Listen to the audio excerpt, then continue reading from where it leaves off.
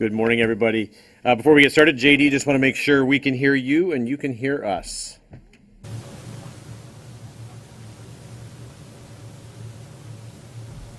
I've got you loud and clear, Jeff. Thank you. Great, thanks. Ladies and gentlemen, we're pleased to be welcomed today by Colonel John Dorrian, the spokesperson for Operation Inherent Resolve, coming to us live from Baghdad. JD, we'll turn it over to you for any opening comments you have.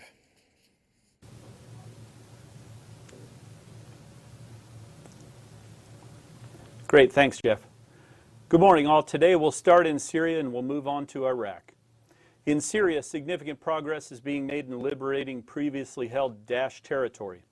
In the past week, coalition conducted more than 60 kinetic strikes against ISIL fighters, leaders, and infrastructure to support the Syrian Democratic Forces operations to isolate Raqqa along two converging axes of advance. The SDF has liberated 270 square kilometers, 321 since the beginning of the operation.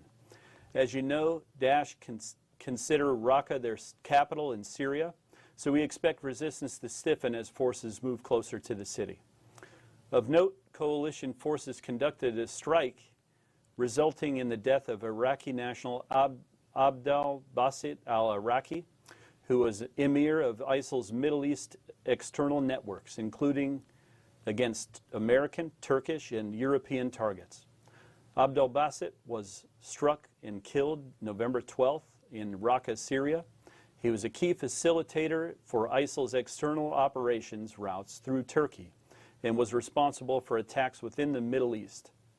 Along with these external attacks and plots, he's also been connected to convoy reconnaissance and facilitation extremist travel, finances, and weapons in the region. His death degrades and delays ISIL's current plots against regional targets and deprives them of capable senior manager who provided oversight over many external attacks. In Iraq, Iraqi security forces continue making progress in clearing areas of Daesh presence in Mosul and have seen fierce resistance that they had planned for and that we've been talking about for months. This is a neighborhood-to-neighborhood fighting, particularly in the east, and the Iraqi security forces have moved deliberately and exercised a laudable level of restraint in an effort to protect civilian life.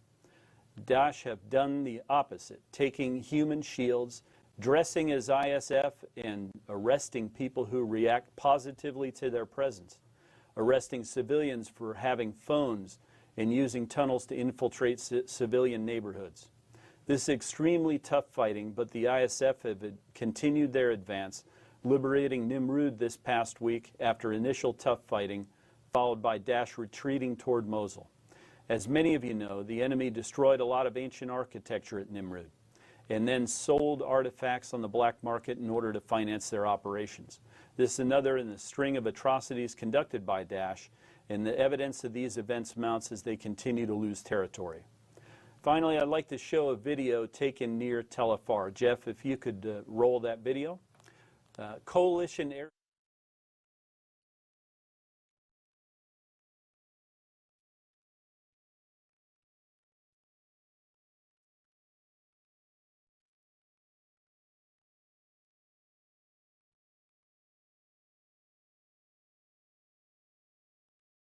Have a photo.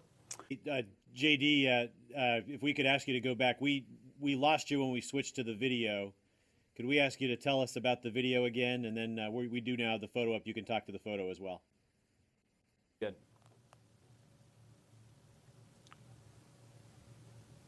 Okay. Well, the video that you're seeing is of a vehicle-borne improvised explosive device factory near Tel Afar. As you can see, there are some pretty significant secondary explosions as that's taken out from an airstrike.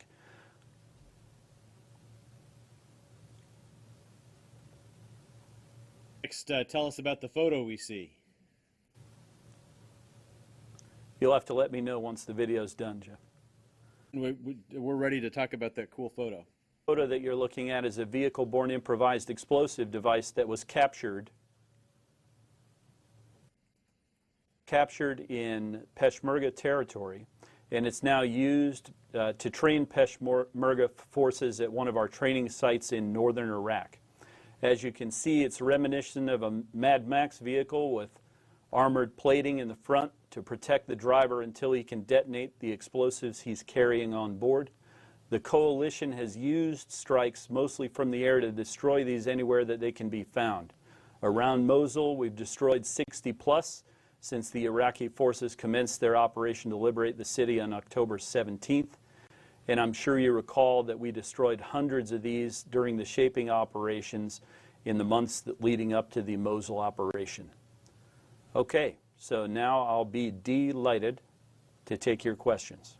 We'll start with Lita Baldor from the Associated Press. Thanks, John. Turkey has today been talking about how close they are in getting into Al-Bab. Can you give us a sense of, are they within a couple kilometers of getting in? What kind of resistance are you hearing that they're meeting? And I have a second follow-up.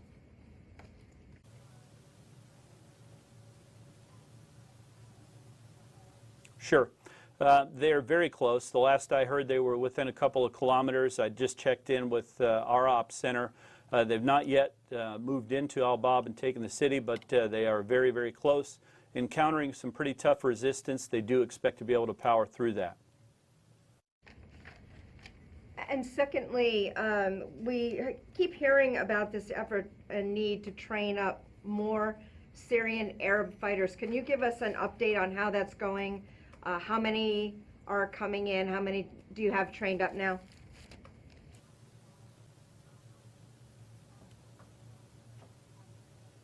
Mm-hmm.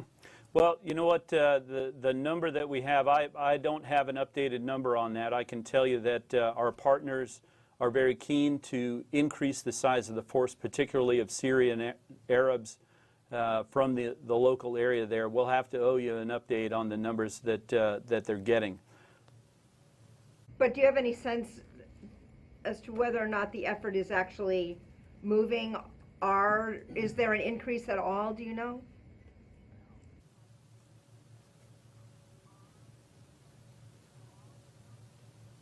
Yeah, I just don't have any figures for you, Lita.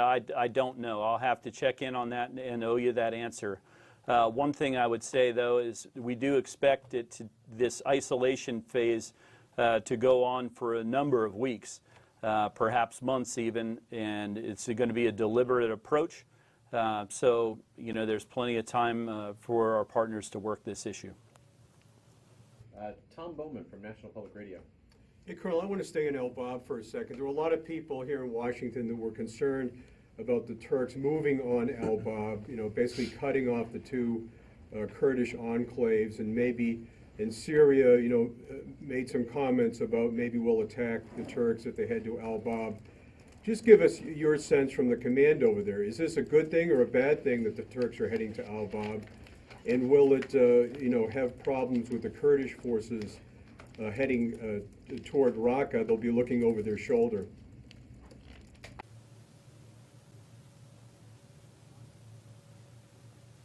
Mm-hmm.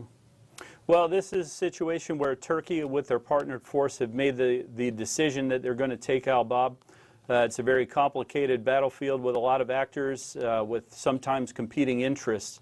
So certainly we're not going to wish that any area of northern Syria remain in Daesh hands, but we have been working in ongoing dialogue with Turkey and with our partners and with other coalition members to try and make sure that we deconflict all of our operations, because we don't want there to be problems such as you described. Well, is the command supportive of this Turkish move into Al-Bab? Is it a good thing?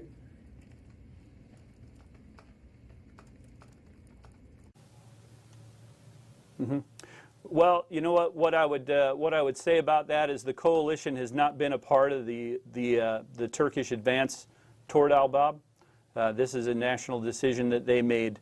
What we are definitely positive about is that everybody here, Turkey and us, and our partners on the ground and the partnered force that's working with Turkey, all have a vested interest in defeating Daesh. And this is something that there will be ongoing political discussions about. So it's really not for me to characterize that at this point. that the Turkish troops will move deeper into Syria after the Al Bab operation?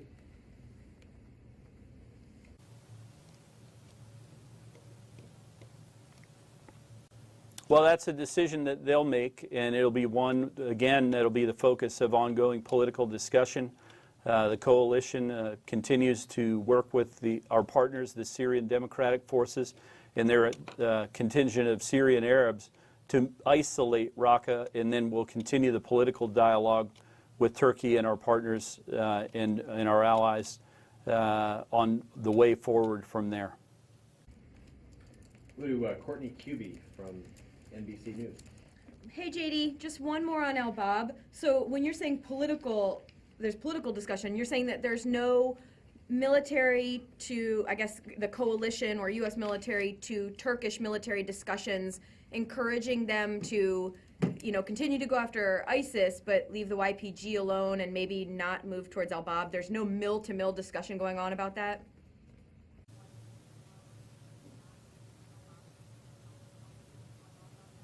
Well, there are daily mill-to-mill discussions between the coalition and Turkey because Turkey is a part of the international coalition to defeat Daesh.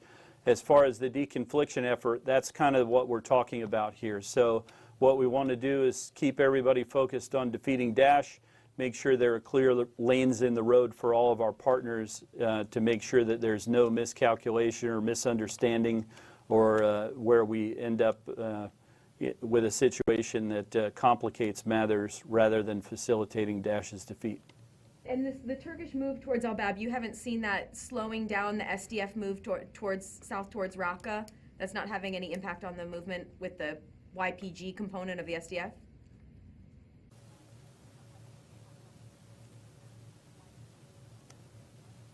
Well, the SDF has continued their operations along two axes of advance. And what we expect is that once those axes converge, they'll back clear some of the area behind that. There's a significant pocket with a lot of Daesh presence, and this has been their plan. It's going according to their plan and along the timeline that they expected to do. And then could you just tell us a little bit more about the guy, sorry, I didn't get his name. Was it Abdel Baka, I think, who you mentioned was killed on the 12th? Like how, it was a U.S. airstrike. What was the platform? And when you talk about some of his external attack plots, can you give us some specifics about things he might have been involved in either planning or actually executing?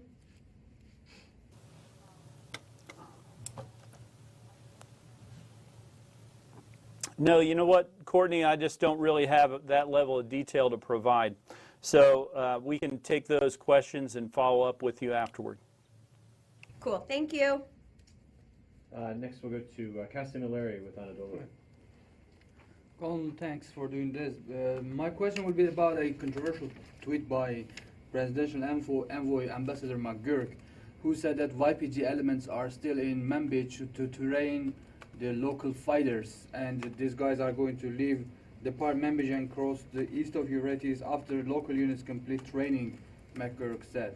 I have asked this question maybe 100 times from different platforms to you, to all other officials, and they categorically denied that any YPG elements are in the city. They have left, they have crossed the city, and even Pentagon made an announcement that's saying that they appreciate that the YPG elements or SDF elements crossed back to the east of the city. And now we hear the presidential envoy saying that these guys are there to train local forces. Could you square this circle for me, please? What does this tell us about all you have been saying from the very beginning?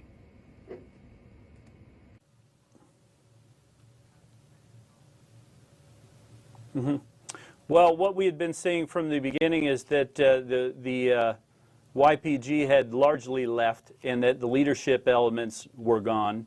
They did leave some people in place to train the Manbij Military Council so that Daesh can't re-infiltrate and take the city that so many had fought so hard to take. So that's what was happening there, and I can verify for you that the YPG elements have indeed moved out of Manbij. So you say that no YPG elements are still in Manbij?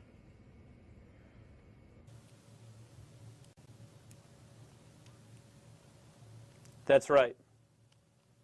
And McGurk says they are there, they will depart after they complete the training of these local forces first. And secondly, this is the first time that I hear from you saying that the leadership has left while some forces, some part of the forces are going to remain inside city to train the Manbij Military Council. This is the first time, frankly, that I hear this, and it's today that you are saying it. So you say that now they have trained, they completed, and they have left. Is that what you say? So do you deny what McGurk has said?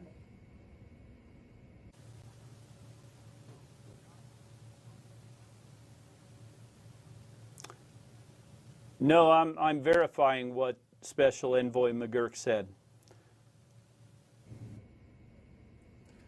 So he says they will depart when they complete training, and you say they have left.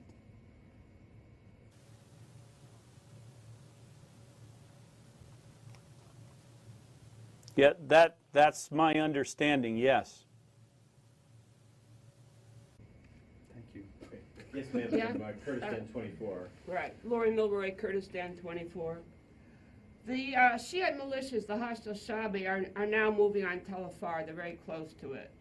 How do you see that offensive going, and are you concerned about their committing human rights violations against the Sunnis in the Sunni areas that they'll move into?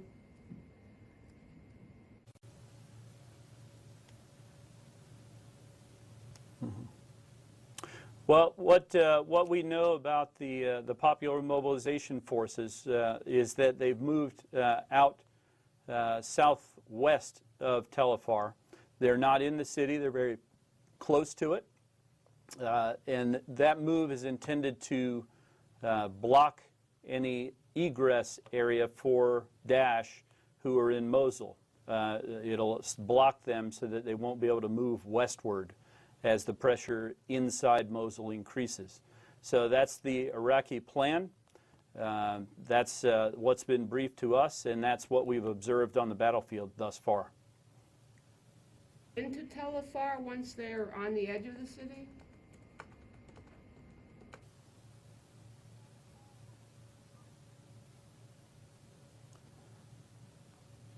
I heard you said something on the edge of the city. I didn't hear the first part of your question.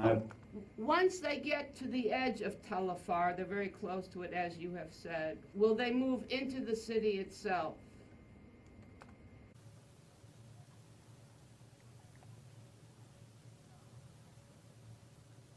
Well, what I have heard is that the plan is for them to stay outside the city, and that the Iraqi army will indeed be the force that goes into Tel Afar, and that they'll remain in their blocking positions. That's what I've seen of the plan, and thus far that's what's happened. And if I could ask you about the SDF, you mentioned there were two axes of advance that were going to converge. This is advance on Raqqa?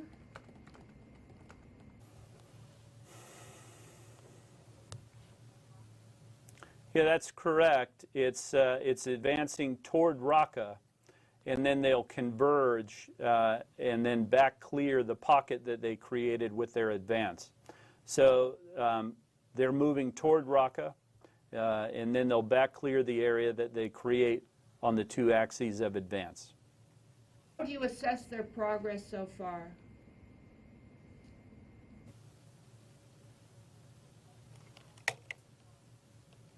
Well, they're on plan. We've dropped about 250 munitions to support their operations, and these are against Daesh targets, vehicle-borne improvised explosive devices, fighting positions. They're fighters. So they've been successful, and they've been able to move in the directions that they intended to.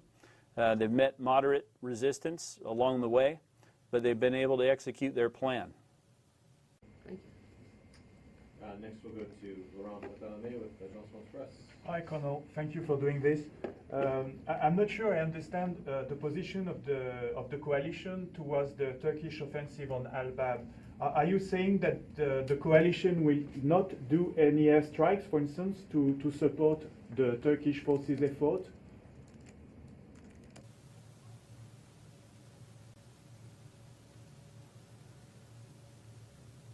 Well, what I'm telling you is we've not supported the advance to El Bab thus far. We did conduct a lot of strikes in support of the Turkish military and their partnered force as they conducted operations to clear Daesh along their border. So this is a decision they've made to go into El Bab, but it's not one that the coalition has provided strikes in support of. Can you explain why the coalition has taken this position?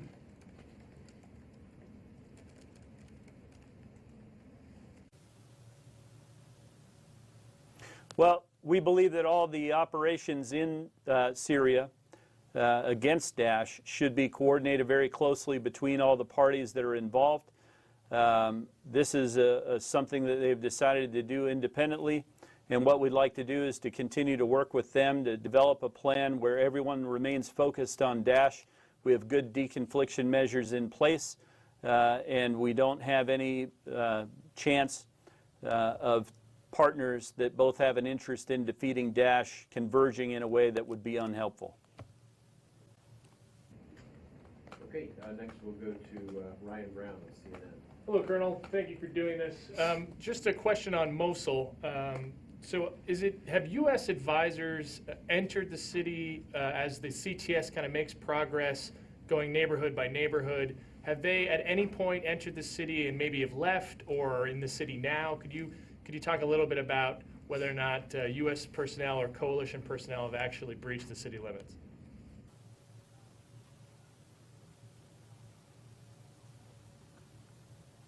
Well, what I would say about that is that the Iraqi forces have gotten about a third of the way into eastern Mosul. That's a very small area, and we're not going to comment on the position of our U.S. or coalition advisors in relation to those forces. They remain behind the forward line of troops. They're there in an advisory role. And one of the things that's very important to understand here is that it's not the role of the coalition to close on the enemy and try to take that terrain. That's a job for the Iraqi security forces, and that's an enduring theme. So we're not going to get into the exact position of U.S. or coalition forces in Mosul. That's not something we're going to do. Okay, and I just want to have a follow-up on Al-Bab. Just a point of clarity. So currently, ISIS is in control of Al-Bab. Is that correct?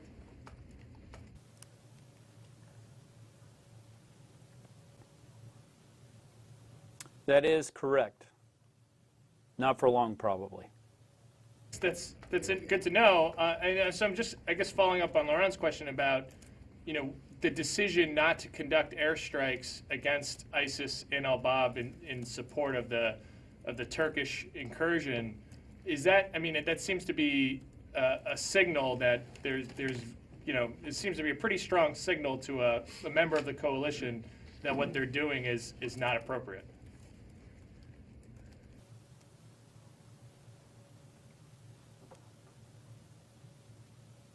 Well, it's a signal that there needs to be some continued ongoing diplomatic discussions about the manner in which we continue to fight Daesh in northern Syria. That's been something that we've talked about for quite some time. Beyond that, I really don't have any detail to provide about that. Yes, sir. All right, next we'll go with Tolga Tanis from Hurriyet. Hi, Colonel. A quick question on Al-Bab to clarify something. You were supporting Turkish forces in clearing this border area since the Jarablus operation after 1 week or 10 days after the Jarablus operation. When did you stop to support this advance? I mean, is there any limit, for example, from the Turkish border, 20 kilometers, 25 kilometers, something like that?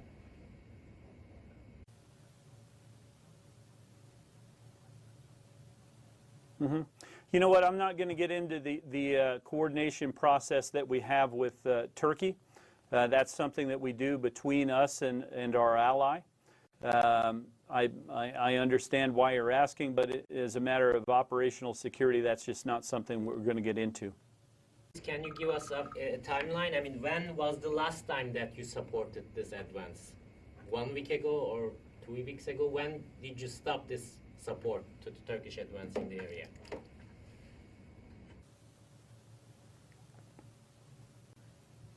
Well, we've continued to provide air support for Turkey in a variety of locations across northern Syria. As far as when we stopped supporting it, I'm not going to get into the details. The conflict this advanced with you? They are conducting airstrikes in the area. Did they conflict this with you?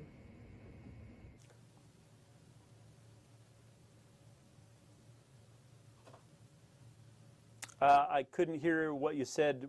Did Military, did they deconflict these airstrikes that they are conducting in the area with the nation?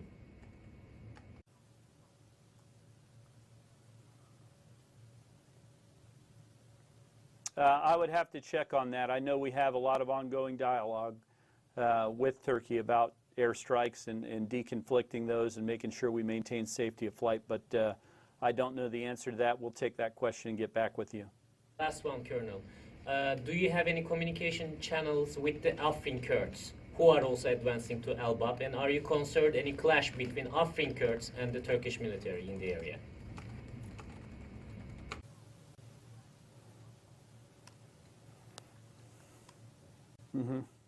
I'll have to take that question as well. Thanks. And next we'll go to Joe Tavish with Al Hurra. Thank you, JD. In regards to the operation to isolate Raqqa, could you give us a sense about the size of the YPG who are involved in the operation? And also, could you confirm that British and American special forces are with the YPG on the ground?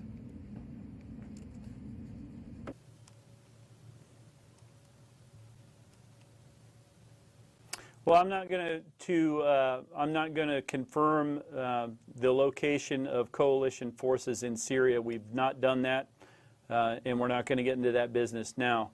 The size of the force is also something that, just detail-wise, it'd be really inappropriate for me to get into that level of detail. So, you know, it's a fraction of their overall force. In order to isolate Raqqa, it doesn't require all their forces, and indeed, it's important that they have remaining forces in areas that have been taken from Daesh control elsewhere, so that Daesh is unable to re-infiltrate those areas. But they do have adequate forces to continue their advance and to continue the isolation effort. Quick follow-up. What about Turkey in regards to the Raqqa operation?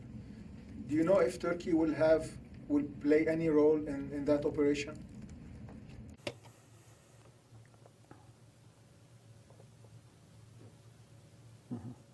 This is an area where the chairman and our leadership have been very clear that we're still working out the details for the overall effort, and there will be an ongoing diplomatic effort with Turkey and with our partners and with the coalition to determine what roles and how we might do this in the most productive and effective possible way. So I don't have any details on where we are with all that. That's in a diplomatic channel. And so really it has yet to be determined what role Turkey might have. Thank you. Okay, next we'll go to Louis Martinez with ABC News. Hey, John, question about Al-Bab. Aren't the U.S. advisors accompanying Turkish supported rebels forces or Turkish forces? I mean, I think that was happening at some point. Is that still continuing, and are they involved in the support of the Al-Bab operation?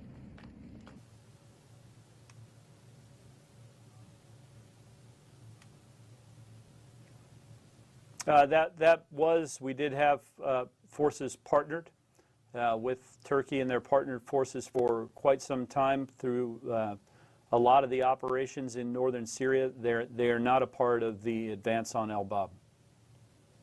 Does that mean that they were removed after that advance on Al-Bab began?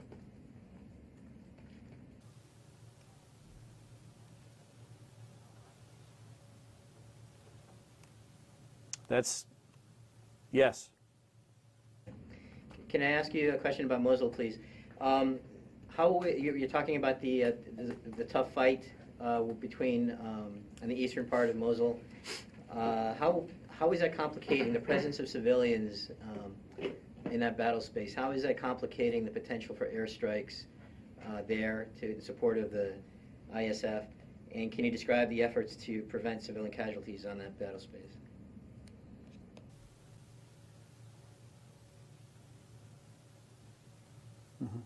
Anytime that you have dense urban warfare like you see in Mosul, it's a very challenging situation, but we do have the capability to strike enemy targets. What that does is it influences the manner in which we conduct our strikes. Now, we continue to use our intelligence, surveillance, and reconnaissance, our eyes in the sky, in order to verify targets, and we continue to coordinate those with the Iraqis, both in our operation centers and on the ground. And we also think about things like the size of the weapons that we use. Now, the Air Force and our all of our coalition forces have 2,000-pound bombs. We also have small diameter bombs, 250 pounds. And so we might influence the types of choices that we make with regard to what weapons are used. We are following the Iraqi lead. They've shown a considerable amount of restraint with the manner in which they've advanced into the city. They've tried very hard to protect civilians. We see some of the open source reports with Iraqi security forces sharing their rations, sharing their medical supplies with civilians. That's a pretty laudable effort. We think it's something that all Iraqis ought to be proud of, and we're going to follow suit with that. But make no mistake, we will take every opportunity that we can to remove capabilities that Daesh would use on the battlefield in order to create danger. We'll take every opportunity to do that. Can I ask you one last question about this Mad Max vehicle you described here? You said it's now being used for training. Is there a standardized kind of concept for how these vehicles are created, and what kind of training is it involved with? What are the Pesh doing with this vehicle?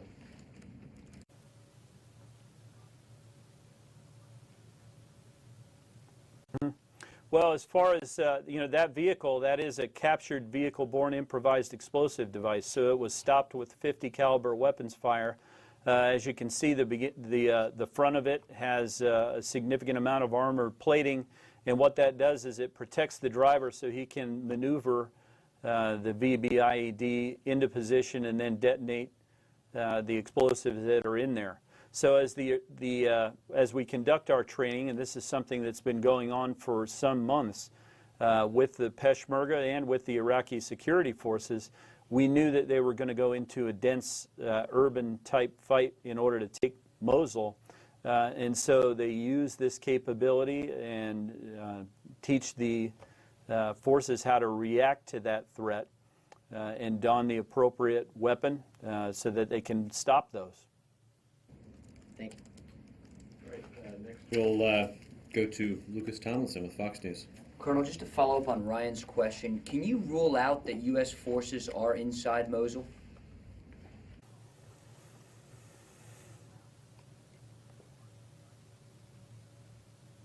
No, I cannot. We're not going to verify the location of U.S. or coalition forces in Mosul. That would just be inappropriate to do that.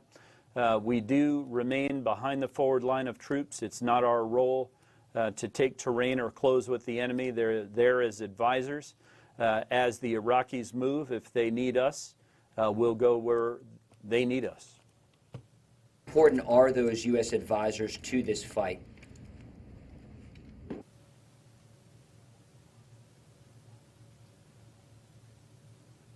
Well, there's no question that U.S. advisors are in harm's way. We do advise the CTS. They are in the thick of a very tough battle, so there is a significant amount of danger here, especially on the eastern axis as they moved into the city. They've moved through some very tough resistance as they've approached the city. Our advisors are close by, so the enemy does get a vote, but our forces are not really going to be trifled with. They will most certainly defend themselves, and they are there strictly to advise and assist the Iraqi security forces, and in this case, the CTS. How many more months will this Mosul operation take?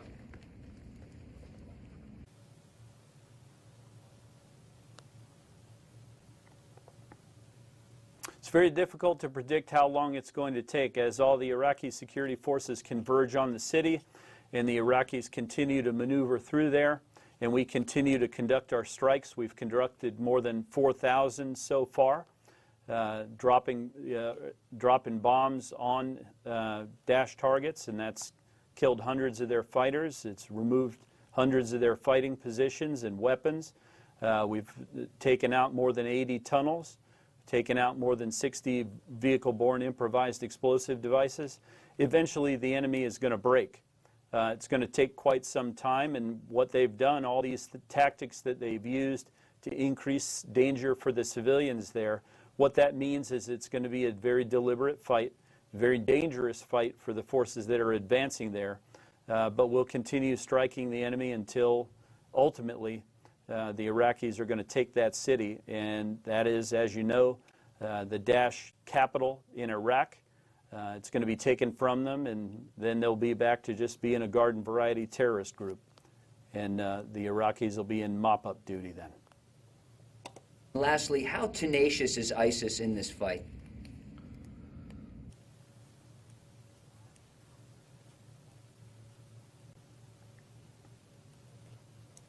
Well, you have to say they're tenacious.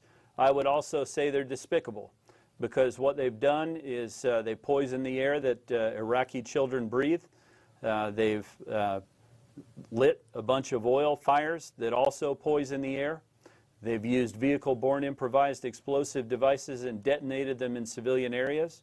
They've hid behind civilians. It's just a cowardly tactic. They've driven millions of people from their homes, and they've killed tens of thousands of people.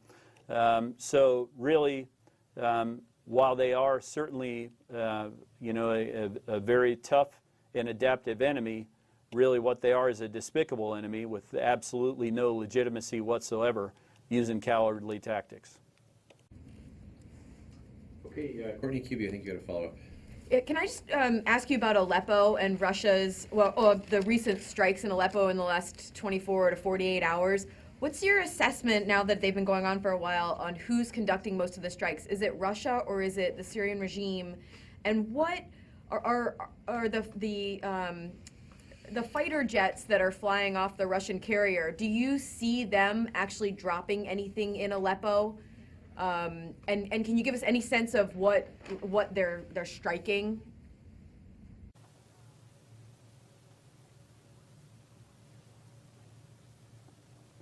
You know what, Courtney, I'm afraid I'm going to have to refer you to my esteemed colleagues in the Pentagon for that one.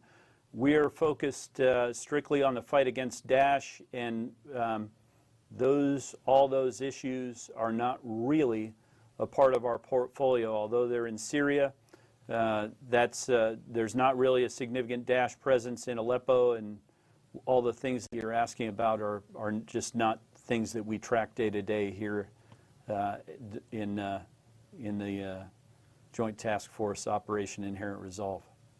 Did the Russians give you a heads up that they were going to be firing any cruise missiles in the deconfliction line, or that they were going to be flying any new aircraft? Was there any discussion about that?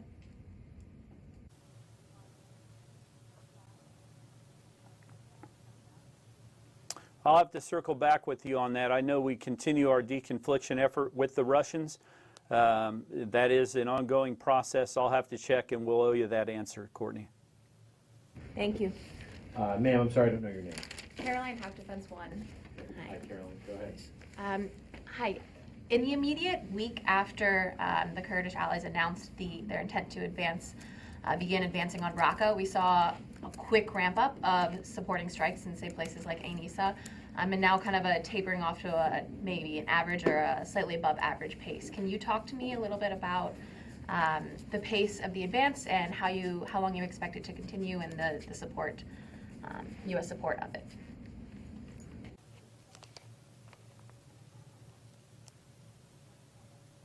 Well, it'll be a deliberate plan. It's going to be conducted in phases. What I would say is that our partners are exactly where they intended to be at the time they intended to be there. They've been able to move against the enemy very effectively. They've encountered moderate resistance, but they've been able to continue their advance. Our strikes have been relatively consistent in that area, and we'll continue to do that. Certainly, we're going to take every opportunity we can to destroy Daesh targets anywhere on the battlefield that they can be found. They should sleep with one eye open, because we're not going to give them a moment's peace. Anytime that we can remove danger from the battlefield, we'll do so. Very similar to the video we showed you in Tel Afar. We're going to remove any dangerous capability that Daesh has anytime that we have a window of opportunity to do it. Do you have any specific examples of the dangerous capabilities that that the strikes have been targeting in support of that advance?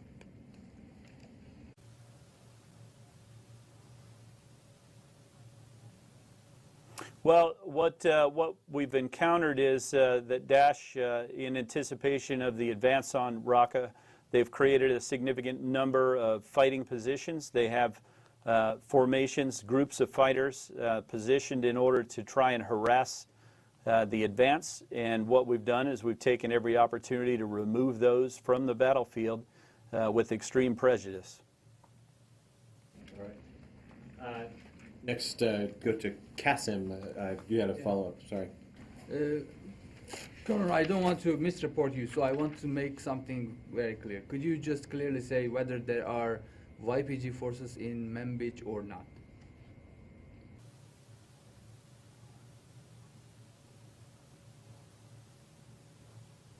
I don't believe there are any. My understanding is they were moving out.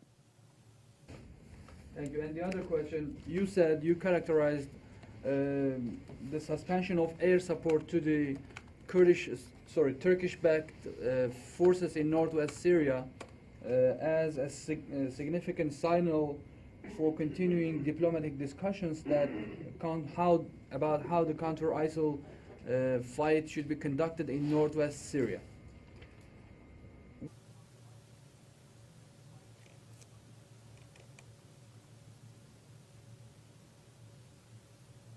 I'm not sure I understand the question. Help me.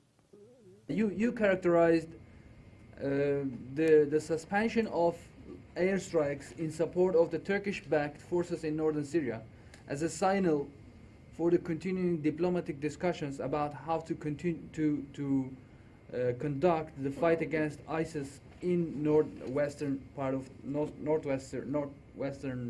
Syria. We have, that there were, for example, in northeastern Syria, there was also a discussion between Turkey and United States and all other coalition partners whether you should continue to support YPG or not because of their controversial separatist ideologies and so on.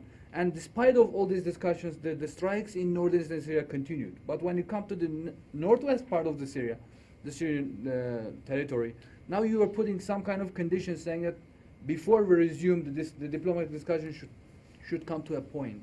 Could you tell us what is the condition that would have you resume the airstrikes in northwestern Syria in support of the Turkish-backed forces?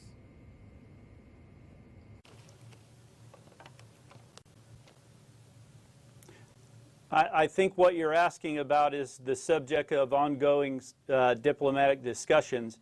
It's beyond me, and I don't have insight into what those discussions are. So I think we'll just have to let those discussions play out, and that's really all there is to it. You're not aware of the condition that will have you resume the airstrikes in northwest Syria toward Al-Bab or in support of the Turkish-backed forces. Is that what you say?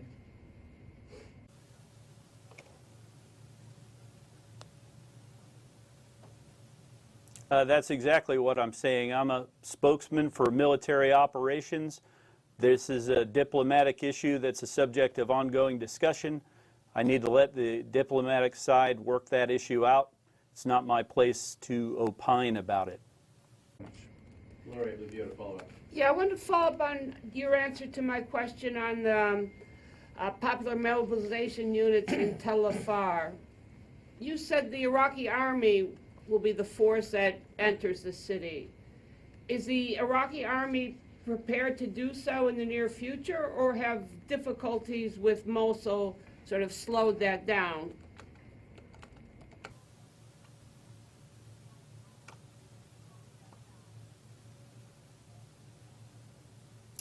My understanding is the Iraqis have adequate force in order to take Tal Afar as well.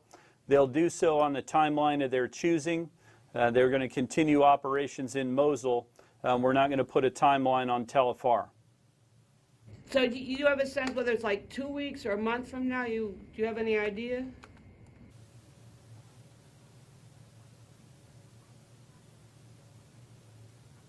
I do not, and if I did, I probably wouldn't present it in a Pentagon press brief. I think I would let the Iraqi army conduct their operations with operational security in mind. Lita Bowser will follow up. Hey, Jiggy, just so we can close the loop on Manbij, do you know if the YPG trainers are still there, as McGurk suggested? You seem to suggest that the YPG elements have left or are leaving. Are the trainers still there doing their training?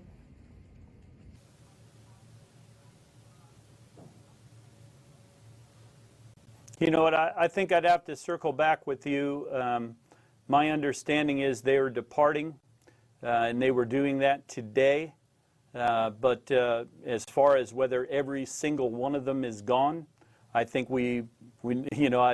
I would be very uncomfortable saying every single one. I know that they plan to leave. I know that they were doing so, but I think we'd have to circle back with you if you're asking for a granular answer. Okay, and Tolga Tanis, I think you had a follow-up. Colonel, just to clarify the situation in Elbap, do you think that Turkish advance in Elbap is undermining the efforts to liberate Raqqa?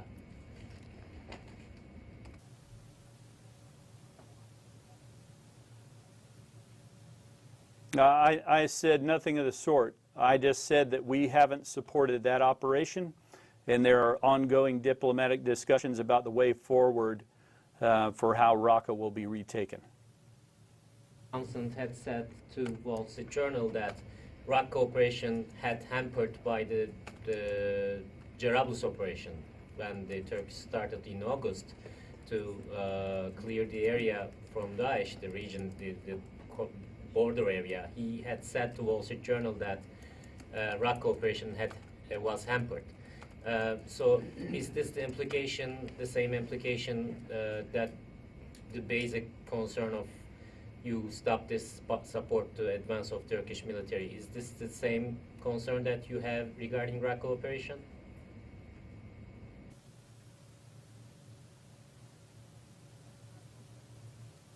I haven't seen those reports, and I really wouldn't want to comment on that.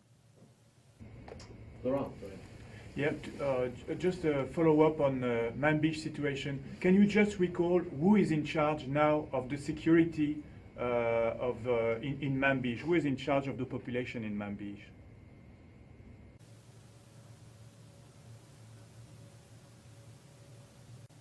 That would be the Manbij Military Council is in charge of maintaining the security there. And can you just describe how its composition, for instance, who is manning this council?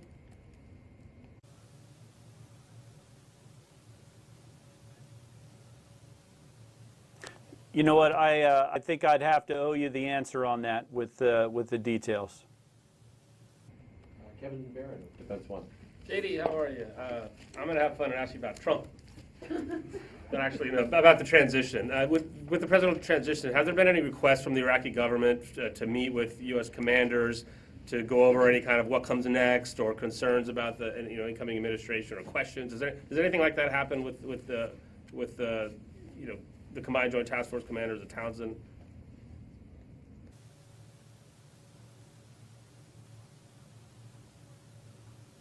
I'm not aware of any such requests. Indeed, what I've seen is that everyone has remained focused on the task at hand, which is a very difficult fight to liberate Mosul.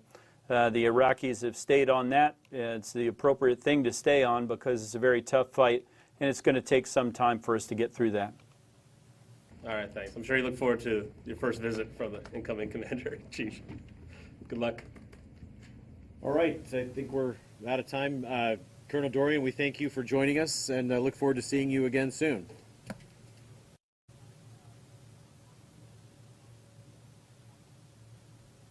All right, thanks, Jeff.